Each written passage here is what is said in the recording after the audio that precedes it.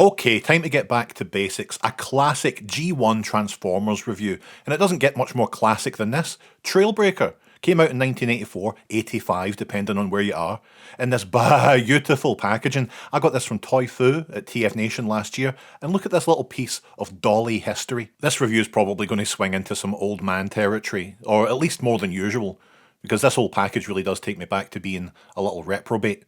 The classic fiery gradient, that incredible airbrushed artwork, the fact they call out the team function on the box, and how he transforms from camper to robot and back. I love it. Start, change, finish. Good general life advice. On the back we've got that classic artwork that fired up the imagination of all young punks back then. Text gives us a bit of flavour on the overall plot, and most importantly, the tech spec. This is no joke what made me fall in love with Transformers, just a little paragraph about each robot, often delving into their personality more than their abilities. Learning that Trailbreaker was a fun dude to be around, a practical joker who also had some pretty big self-esteem issues, plus he can make force fields and other cool stuff. It's just enough to get a sense of whether this robot is for you, and this guy certainly is.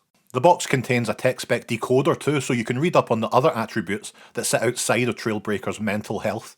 It just fleshes out the universe, you know? While we're looking at what comes with the toy, we get a little promo catalogue, in German no less, that shows us the sheer majesty of the time and the robots we'd be seeing in 1985. There's the sticker sheet, which has been used and applied. We can't do anything about that, it's not my fault. Look! We also get the instructions. Photographic instructions, folks. Now I know these are fairly simple toys, so they could do this kind of thing, and I do prefer the simple illustrated versions on the G1 instructions, but this is so quaint, I love it. The Trailbreaker toy comes, as all Transformers should, in their vehicle mode. A Hilux 4-wheel drive camper, a vehicle mode that I wouldn't have looked twice at as a child, but now in my 40s it's a firm favourite. You just wouldn't have the room for a nice nap in a car like Mirage or Jazz, you know? As a vehicle mode, it's a thing to be adored. The black exterior punctuated by those beautifully 80s yellow and red stripes, the splashes of blue, the chrome. I think it may be the most visually appealing of the Autobot alt modes. For me, Gavin, anyway. The rubber tyres really do make all the difference. It's so satisfying to roll, and the metal parts add to the weight. It's a hefty number, as it should be, I suppose. There's also a little hole left over from the Diaclone days, but we don't have a Diaclone driver or pilot. Let's try a Mantiforce No, forget it. I've just always liked them packaged in vehicle mode, displayed in the box window like, you think this is just a car, don't you? This is actually a robotic warrior from Cybertron. Idiot. I miss the disguise element of the line, like you were fooling all these daft bastards that you call friends into thinking this was just a van. Ha! Just a van. Fuck off. Alright, let's surprise the hell out of these rubes. Fold the legs out and pull out the doors. Fold over the bonnet to make the chest and get the head up, before attaching the fists and radar scanner to his bonce. There's a space for some missiles up there as well.